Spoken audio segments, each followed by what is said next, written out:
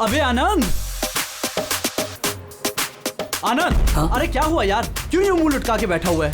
कुछ नहीं। अरे तो चलना, चल नाचेंगे। अरे नहीं यार, तू एंजॉय करना भाई। लेकिन क्या हुआ यार? बस यार।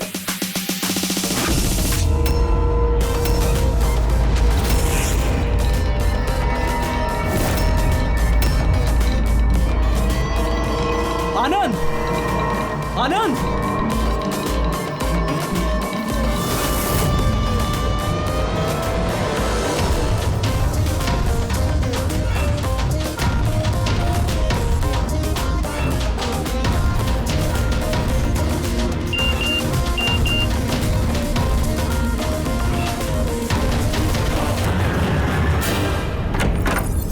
आनंद,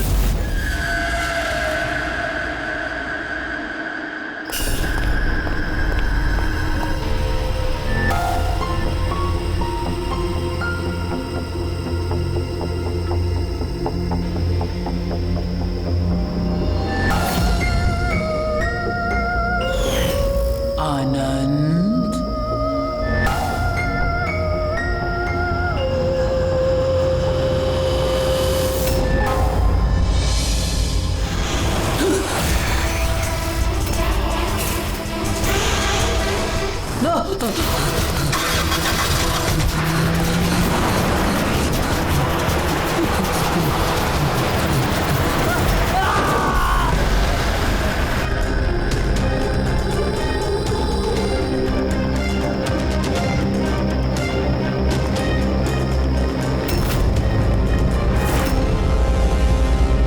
सर क्राइम सीन पे ही हम लोग। पूछताछ चल रही है, मैं इन्फॉर्म करता हूँ आपको। जी सर। क्या बताओ? आनंद पूरी पार्टी में हम सबसे अलग बैठा था, कुछ परेशान था और शायद घबराया हुआ भी। फिर अचानक से उठा, जोर जोर से चिल्लाने लगा और फिर बाहर चला गया। सर वो तो पार्टी के लिए हमेशा तैयार रहता था। मेरे ख्याल से हम सब में वही था जो पार्टी को सबसे ज्यादा एंजॉय करता था। लेकिन सर आज उसका पार्टी करने का मन नहीं था। पिछले कई दिनों से बहुत अजीब सा बिहेव कर रहा था। बात करते करते चुप हो जाता था और कई बार उसके मुंह से मैंने किसी ऐना का नाम सुना। नींद में भी ऐना ऐना बड़बड़ाता था। ऐना? कौन है ये ऐना?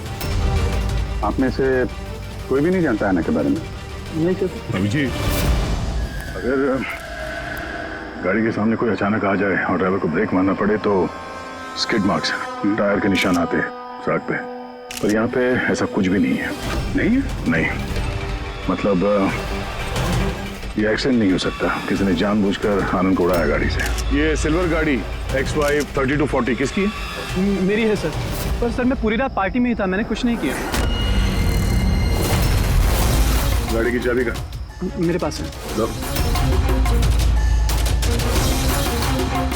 चाबी तो इसके पास थी, तो गाड़ी कौन चला रहा था? गाड़ी आनंद को उड़ाकर वहां वो जाके खड़ी होगी। दोबारा से खोलने का कोई निशान नहीं। ये जितने भी यहाँ है ना, उनमें से कोई तो ऐसे झूठ बोल रहा है। सबको ब्यूरो लेके चलते हैं। राजू, तुम्हारे दोस्तों का कहना है कि आनंद की अचानक पार्टी छोड़ जाने के बाद तुम भी अचानक से गायब हो गए पार्टी से। क्यों?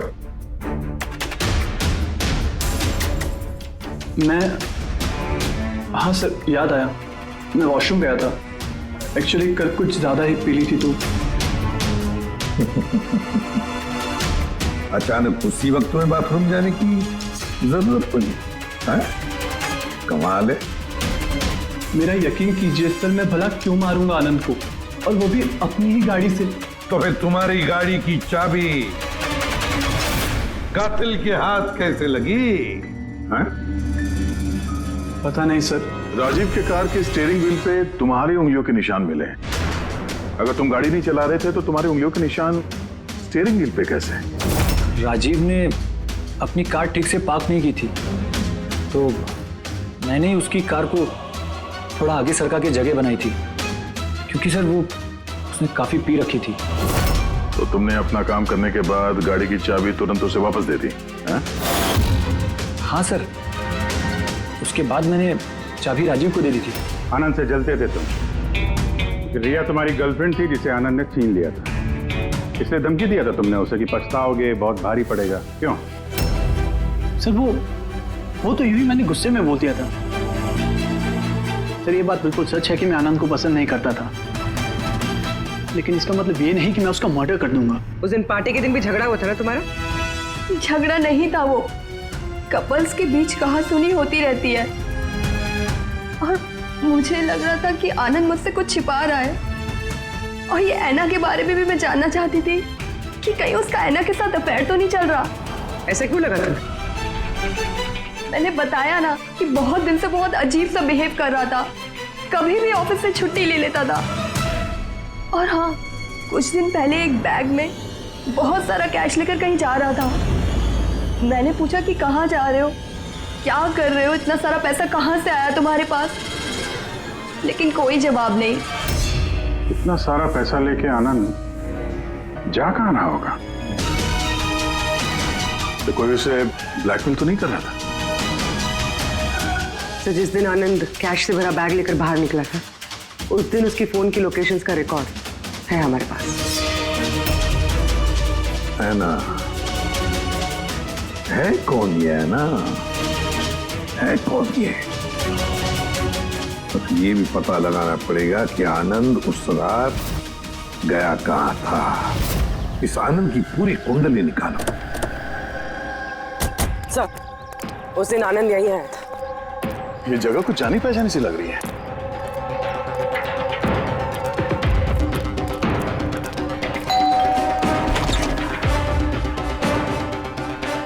यस, आनंद को जानते हैं? आनंद? ये आनंद। मैं किसी आनंद को नहीं जानता। ऐना यहाँ रहती है? ऐना? अब आप? सीआईडी।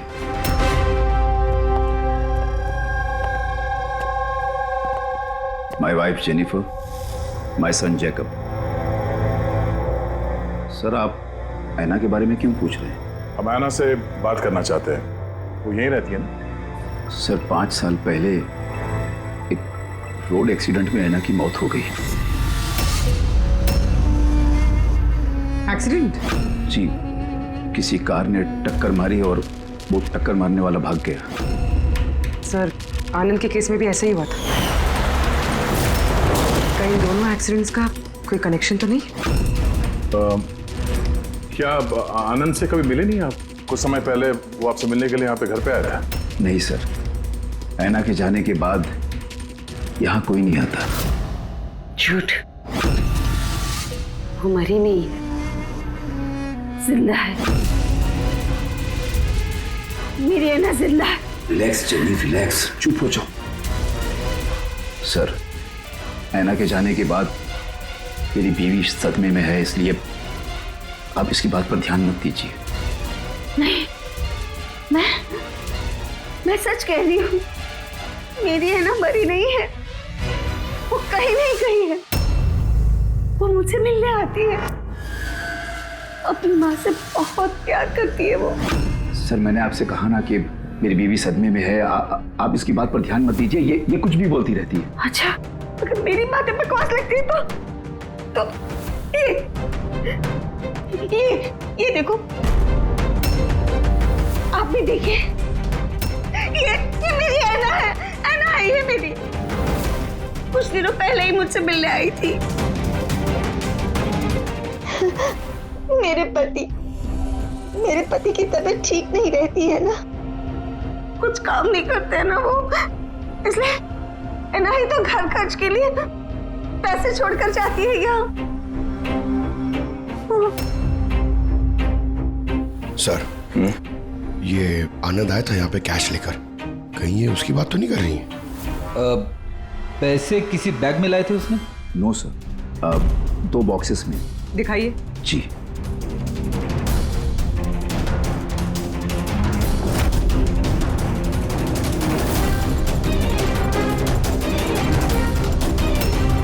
अब समझ में आया ये जगह मुझे जानी पहचानी क्यों लग रही है। मैं यहाँ पे आ चुका हूँ। यहाँ? हाँ। कब सर? करीब 5 साल पहले एक किडनैपिंग के केस के सिलसिले में पूछताछ करने आया था। विवेक, जिसे किसी ने किडनैप कर लिया, वो आपका स्टूडेंट था। उसके बारे में कुछ सवाल करना है। बहुत अच्छा लड़का था, बस वो ठीक हो और जल्दी घर आ जाए। कब से जानती हैं आप विवेक को? अभी कुछ महीने पहले मेरे पास ट्यूशन्स लेने आया था। और आखिरी बार कब देखा उसे? अब उसमें कोई चेंज नजर आया उसमें? मतलब कोई ऐसी बात जो आपको अजीब लगी हो? अभी कुछ दिन पहले मैं उसके घर गई थी, तभी तो सब ठीक था। फिर अचानक ये किडनैपिंग की न्यूज। अगर उसे कुछ हो गया तो सर प्लीज प्लीज आप उसे ढूंढिए प्लीज। है ना, प्लीज प्लीज संभालो अपने आप को। डोंट वरी, विवेक सही सलामत वापस आ जाएगा। विवेक की फैमिली ने किडनैपर्स को फिरौती की रकम दे दी और उसके बाद वो घर भी वापस आ गया था। लेकिन किडनैप किसने किया था उसे ये आज तक पता नहीं चला। इतना तो मुझे भी याद आ रहा है कि उस किडनैपिंग के दौरान ही ऐना का एक्सीडेंट हुआ था। पर मेरी समझ में एक बात नहीं आ रही है कि ऐना उतनी रात को उस सुनसान रोड पर गई क्यों थी? उसे तो उस वक्त घर पर होना चाहिए था डिनर के लिए।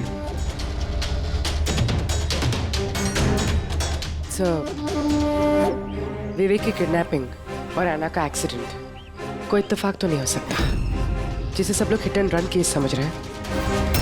कहीं वो मर्डर तो नहीं? 5 साल पुराने हिट एंड रन केस को फिर से देखने की जरूरत है। इस केस से जितने भी जुड़े हुए लोग हैं उन सबसे मिलना पड़ेगा, और वो पुलिस टीम जो इस केस पर थी उनसे भी। और सबसे पहले इस विवेक से बात करना बहुत जरूरी है। वही हमें बता सकता है इस किडनैपर के बारे में। सर, जिस रात ऐना का एक्सीडेंट हुआ था उस रात पुलिस ने नाकाबंदी कर दी और जितनी भी गाड़ियां वहां से क्रॉस हुई थी सबकी एक लिस्ट बनाई। ये लिस्ट मेरे पास है सर। पहला नाम किसका है? सर, पहला नाम है राकेश। मुझे कुछ नहीं मालूम सर, गाड़ी का तलाश लिया, मुझे जाने दिया। और दूसरा नाम? दूसरा नाम है दुष्यंत सर। मैंने उस रात किसी को नहीं देखा। और तीसरा कौन? तीसरा नाम है अशोक। सर 5 साल पहले पुलिस पूछताछ कर चुकी है और आप आज वही सवाल मुझे पूछ रहे हैं। जो पूछा गया उसका जवाब दो। सर उस एरिया में मेरी गाड़ी थी, पुलिस की टीम आई भी थी चेक करने के लिए, लेकिन कुछ मिला नहीं। सर गाड़ी से एक्सीडेंट हुआ ही नहीं है तो सबूत कहाँ से मिलता? सर 5 साल पुराना केस है और ऐसे केस में नया सुराग मिलना बड़ा मुश्किल है। कोई और नाम है लिस्ट में? हाँ सर, एक मिनट।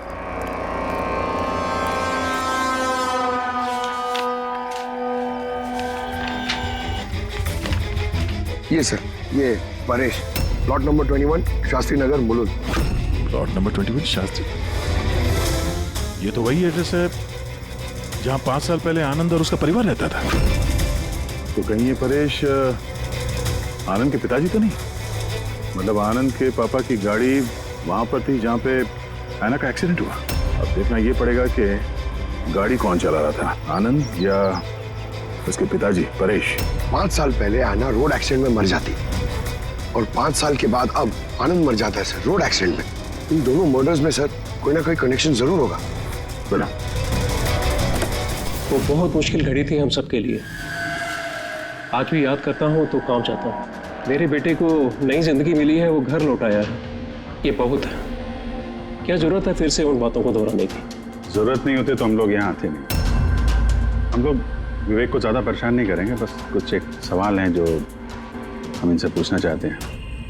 देखिए, विवेक पर उस घटना का असर अभी भी है, इसलिए हमने उसके लिए एक काउंसलर रखी है। जी, मैं सोनिया सर, विवेक की काउंसलर हूँ, उसकी मदद कर रही हूँ इस भयानक हादसे की यादों से निकलने में।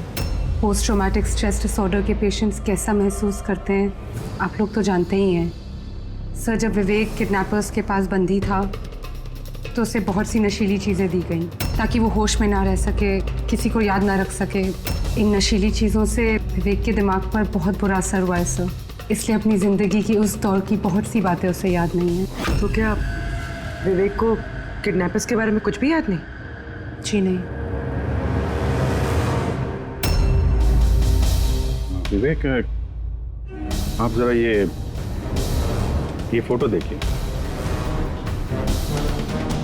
कुछ याद आता है आपको? ये आपको ट्यूशन देती थी, पढ़ाती थी आपकी टीचर।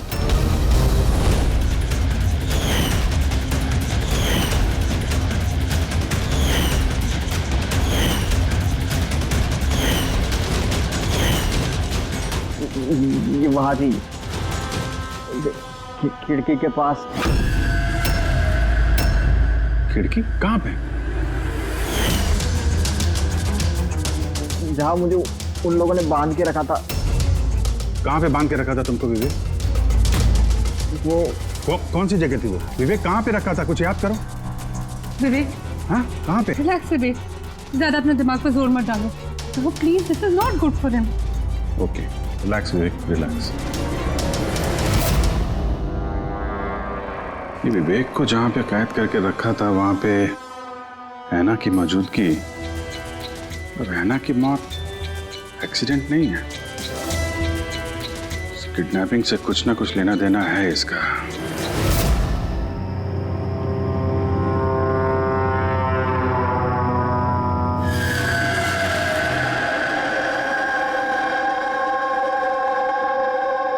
पंकज, एक बात समझ में नहीं आ रही है। 5 साल पहले मरी हुई लड़की अपनी माँ से मिलने कैसे आ सकती है? यही तो हम पता करने आए ना फ्रेडी से।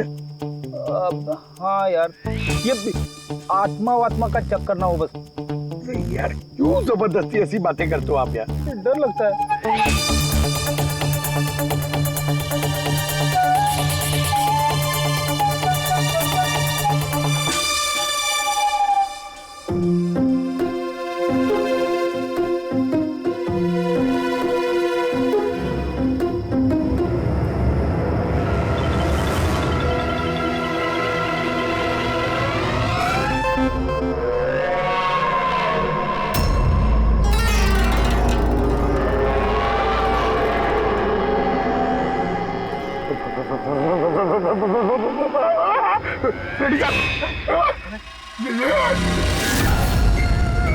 ऐना की आत्मा।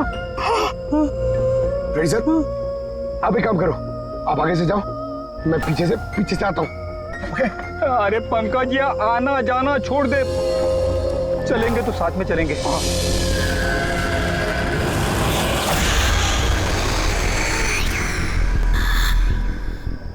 लड़की से डर रहे हो? सर क्या बात कर रहे हो आप? अरे चुप रही, वो लड़की की आत्मा है, समझे?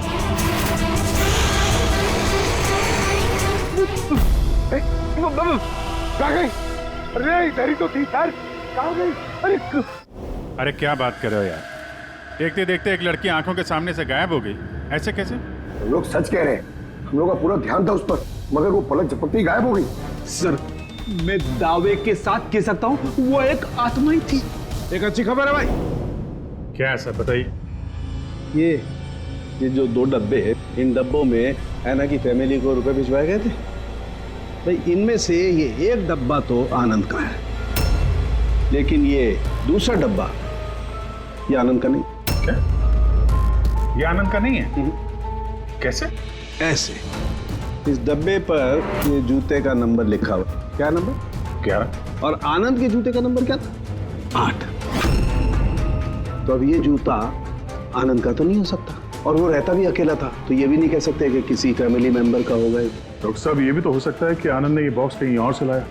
हो सकता है, दया जरूर हो सकता है, लेकिन भाई अगर आनंद ये बॉक्स कहीं और से भी लाया होता तो आनंद की उंगलियों के निशान तो इस डब्बे पे होते ना। आनंद की उंगलियों के निशान है ही नहीं इस पर, तो फिर। हाँ, तो ऐसा बोलो ना सर, घुमा फिरा के बोलो यार। सालू क्यों ना यार। मतलब सर कोई और भी जिसे ब्लैकमेल किया जा रहा है? इसका मतलब है ऐना के परिवार को कोई चोरी छुपे मदद करने की कोशिश कर रहा है, लेकिन क्यों? कहीं ऐसा तो नहीं कि वो अपने आप को ऐना की मौत का जिम्मेदार समझता है और इसलिए? हो सकता है। अच्छा डॉक्टर साहब, ये जो बॉक्स मिला है 11 नंबर वाला, इसमें से कुछ और मिला? आपको कुछ बता सकते हैं? हाँ, ये कंपनी का एक कागज था जो चिपका हुआ था। सब कुछ तो फाड़ दिया है, लेकिन इस पर 2 अक्षर लिखे हुए, SH।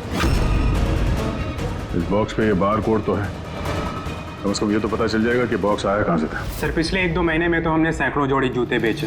फिर कैसे याद रहेगा कि कौन से डब्बे में किस ग्राहक को जूते बेचे थे? तुम्हारी बात सही है, लेकिन ऑनलाइन बिजनेस है ना तुम्हारा, तो किसी ई कॉमर्स वेबसाइट के जरिए बेचते होगे। जी सर। तो हमें शू बॉक्स का एक छोटा सा लेबल मिला है, तो तुम अपना रिकॉर्ड दिखाओ जरा, हम चेक कर लेंगे। Sure sir.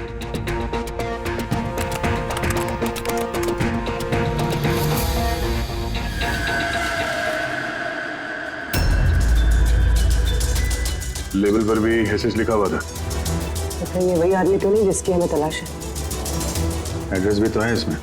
चलो शेखर कुमार का इतिहास निकालते हैं।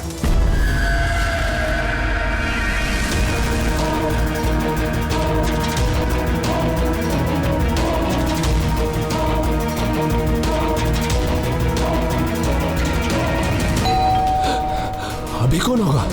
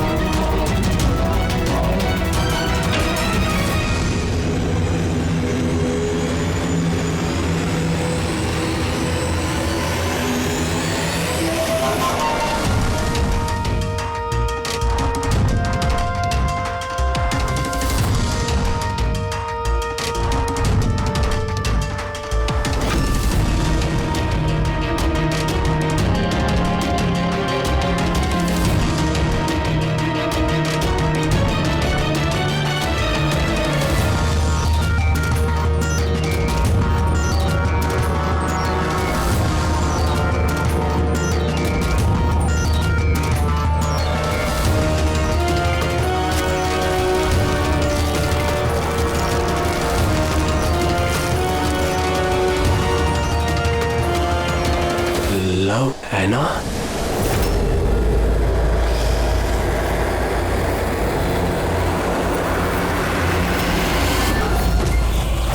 देखो, मुझे मत मारो, ऐना प्लीज। खोलो, कोई दरवाजा खोलो। अरे कोई है, प्लीज। शेखर,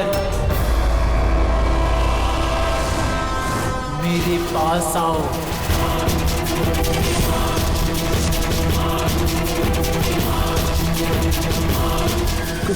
कौन है?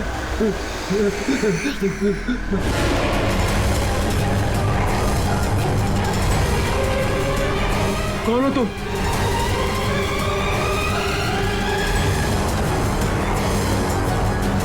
कौन हो तुम?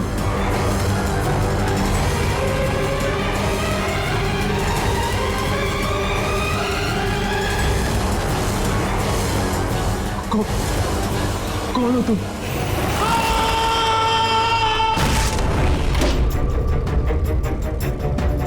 शेखर,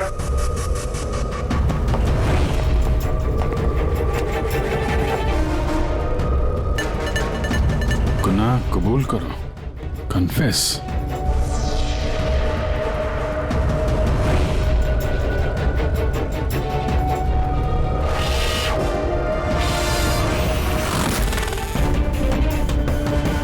लो ऐना, ये शेखर कहाँ है?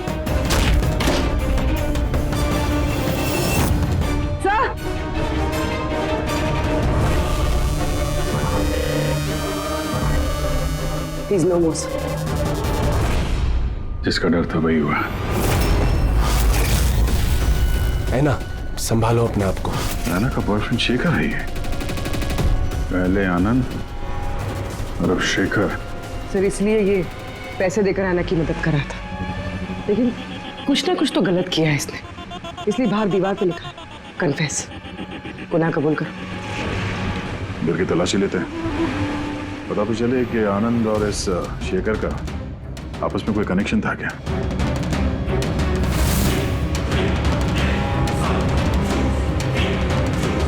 ये देखा,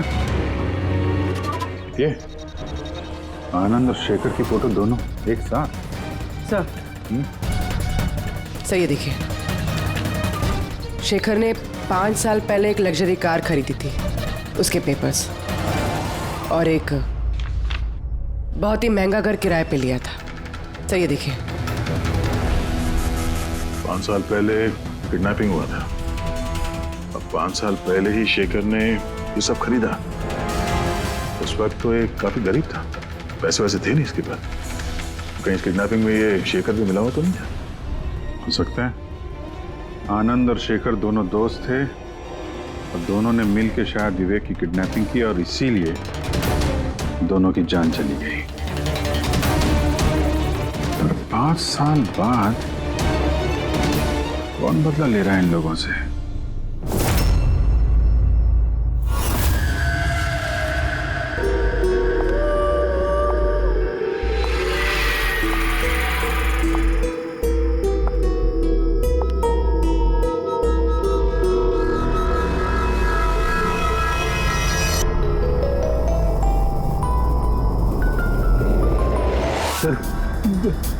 यही वो आत्मा है, लड़की की आत्मा।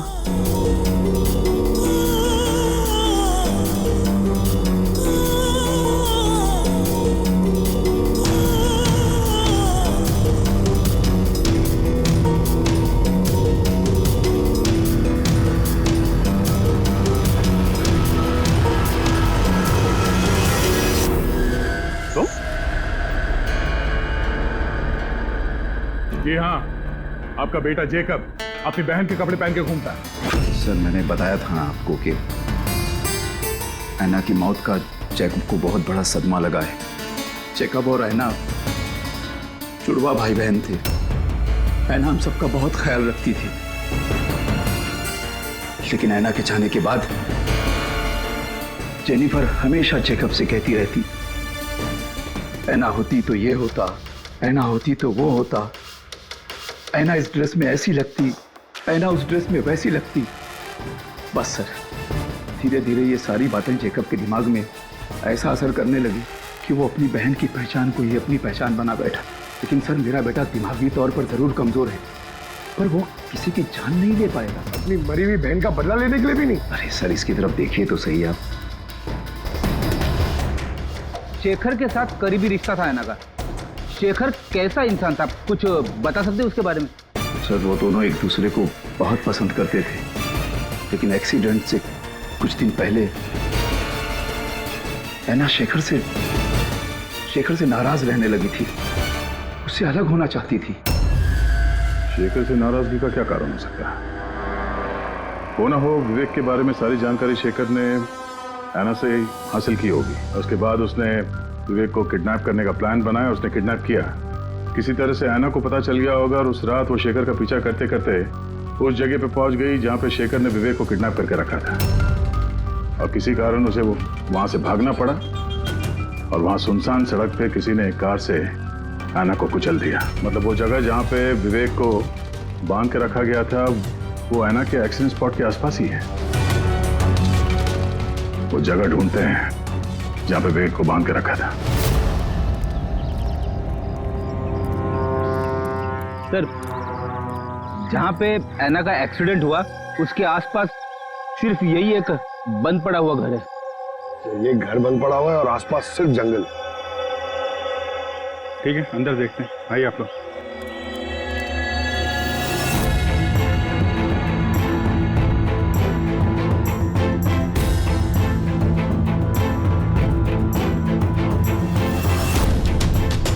विवेक ध्यान से देखो और अच्छी तरीके से याद करो।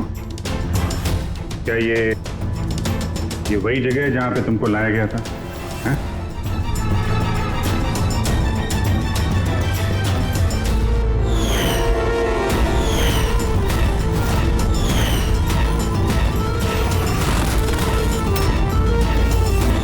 हाँ यही वो जगह थी। क्या ये दोनों थे यहाँ पर? इन दोनों में से किसी ने तुम्हें किडनैप किया था? नहीं सर, उन लोगों ने ऐसे मास्क पहन के रखे थे, सिर्फ उनकी आंखें देख रही थी। और तीसरा आदमी जो था। तो तीसरा कौन था, उसको देखा तुमने? नहीं, वो वहां दरवाजे के पास खड़ा था, बात कर रहे थे किसी बारे में। क्या बात कर रहे थे, कुछ सुना तुमने? हाँ विवेक सोचो, शायद कुछ याद आ जाए।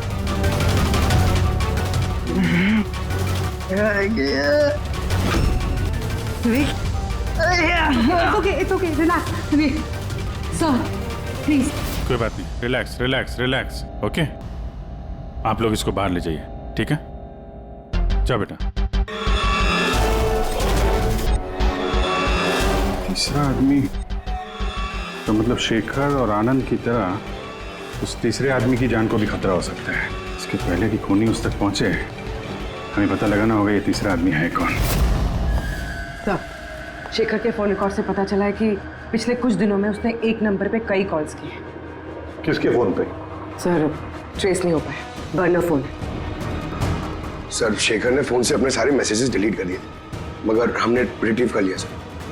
पहला मैसेज है 5 साल पहले का राज कोई जान गया है, क्या करें। दूसरा मैसेज, बहुत बड़ी प्रॉब्लम में हूँ, मदद चाहिए तुम्हारी। थर्ड मैसेज, तुमसे बात करनी है, कॉल मी प्लीज।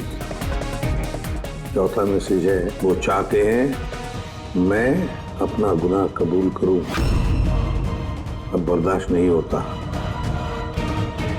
अगर मैं फंसा तो याद रखना तुम भी नहीं बचोगे।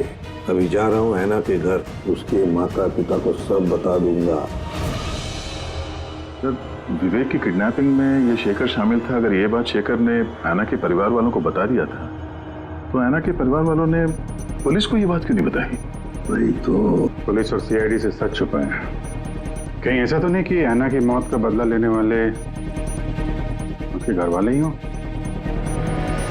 मैं सच कह रही हूँ सर, हमारी शेखर से कोई बात नहीं हुई। वो हमारे घर आया ही नहीं। और सच कहती हूँ सर, अगर वो हमारे घर आया होता ना तो मैं उसे उसी वक्त कहती कि चलो अभी पुलिस को सब बता देते हैं। मैं हमारी बेटी की कसम खाकर कहती हूँ। सर, हमारा यकीन मानिए, सच कह रहे हैं हम लोग।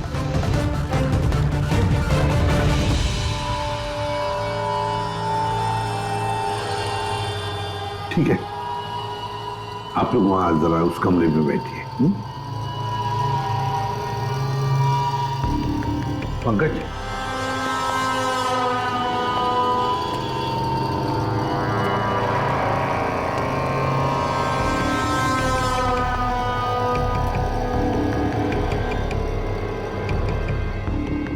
हो सकता है ऐन वक्त पर शेखर ने अपना इरादा बदल लिया, वापस लौट गया। भी हो सकता है कि वो घर तक पहुंचा ही ना, उस तीसरे आदमी ने उसे ऐना के घर के बाहर ही रोक लिया हो ताकि वो अपना गुनाह कबूल न कर सके।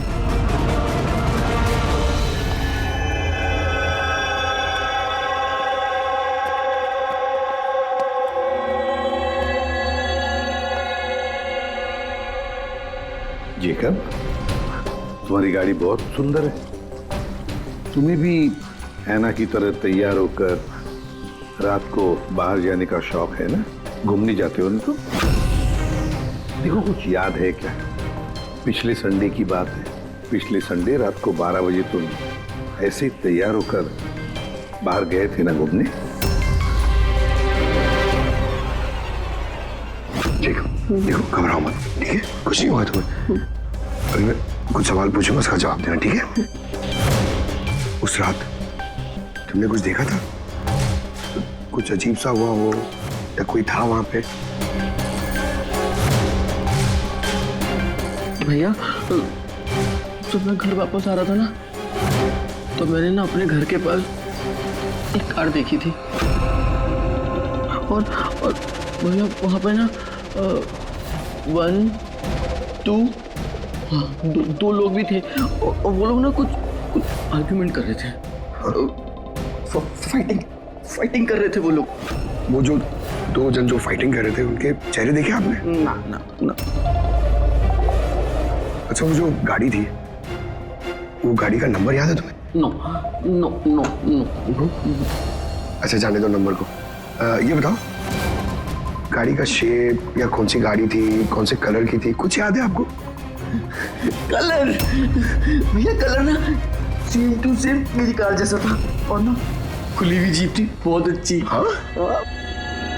सर, ओपन रेड जीप थी सर।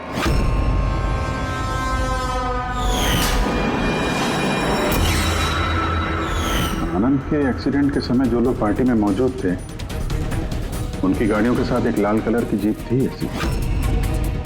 मतलब वो तीसरा किडनैपर अभिजीत आनंद और शेखर का हत्यारा वो भी उस पार्टी में मौजूद था।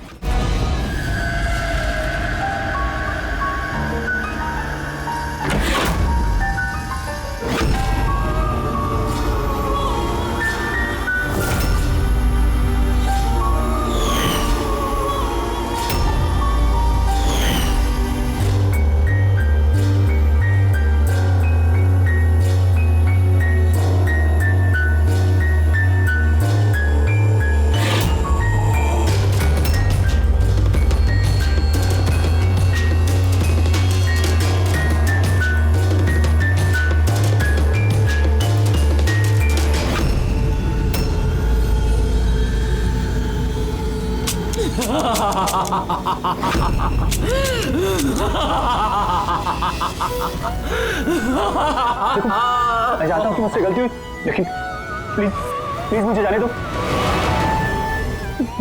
मुझे माफ कर दो, मुझे जाने दो यहाँ से। वो तो आनंद और शेखर ने किया, मैंने कुछ नहीं किया। मुझे माफ कर दो।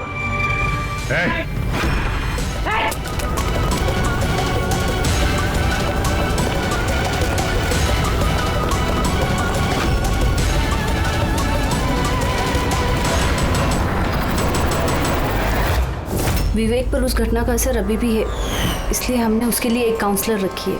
जी, मैं सोनिया सिंह। मैं कुछ फ्रेंड से मिलकर वापस आ रही थी, तभी मैंने देखा कि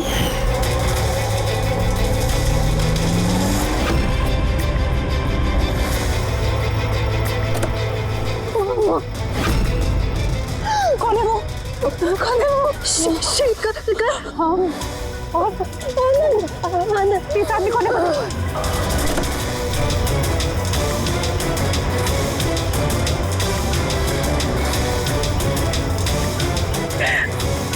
हेलो डैड, उस दिन गाड़ी पापा ने, मैं चला रही थी, अनजाने में ही सही जान ली थी मैंने उसकी, बट पुलिस को सच बताने की हिम्मत नहीं कर पाई। सब मुझे 1 हफ्ते में यूएस जाना था पढ़ाई के लिए। अगर पुलिस केस बन जाता तो मेरा करियर बर्बाद हो सकता। अपने करियर की फिक्र में तुमने एक मासूम की मौत के साथ नाइंसाफी होने दी। मैं मानती हूँ सर, और ऐसा नहीं है कि मुझे पछतावा नहीं था, मुझे एहसास था अपनी गलती का। ये गिल्ट अंदर ही अंदर मुझे खाए जा रहा था। 5 साल बाद जब मैं वापस आई तो मैंने आना की फैमिली को ट्रैक किया और मुझे पता चला कि उनकी हालत बहुत बुरी है और आना के कातिल और विवेक के किडनैपर्स खुले घूम रहे हैं। नफरत हो गई थी मुझे अपने आप से, खोजती थी सर मैं अपने आप को, इसीलिए मैंने ये सब किया। 5 साल पहले मुझसे जो गलती हुई थी उसको सुधारने के लिए, आना को इंसाफ दिलाने के लिए। फिर आना ने मरने से पहले आनंद और शेखर का नाम बता दिया था मुझे। उन्हें ट्रैक करने में मुझे ज़्यादा मुश्किल नहीं हुई। मैंने उन्हें ब्लैकमेल किया और उनसे आना की फैमिली को पैसे दिलवाए ताकि उनकी मदद हो सके, और उनको डराती रही, धमकाती रही, क्योंकि मुझे तीसरे किडनैपर का नाम पता करना था, क्योंकि मैं जानती थी कि उस दिन आना के पीछे 3 आदमी पड़े थे, 3 लोग उसका पीछा कर रहे थे। मैंने देखा था सर। तो क्या बताया उन दोनों ने? आनंद उसको नहीं जानता था सर, और शेखर इतना डरा हुआ था उस आदमी से कि उसने कुछ भी बताने से मना कर दिया था। इसीलिए मैं विवेक की काउंसलर बनी। मुझे लगा शायद मैं उस बच्चे से कुछ सच निकलवा सकूं। तो वो खुद इतने सदमे में था कि उसे कुछ याद नहीं था। फिर मरने से पहले शेखर ने मुझे सच्चाई बताई कि विशाल वो तीसरा किडनैपर था। विशाल मास्टरमाइंड था सर। विवेक की किडनैपिंग, ये सब उसका प्लान था। तो इसलिए कानून को अपने हाथ में लेने का फैसला कर लिया तुमने। ऐना को इंसाफ दिलाने के लिए गलत रास्ता चुना तुमने सोनिया, और इस बार तुम्हें अपने करियर की फिक्र भी नहीं। कानून से कोई नहीं बच सकता। जो कुछ तुमने किया है उसकी सजा तुम्हें भुगतनी पड़ेगी।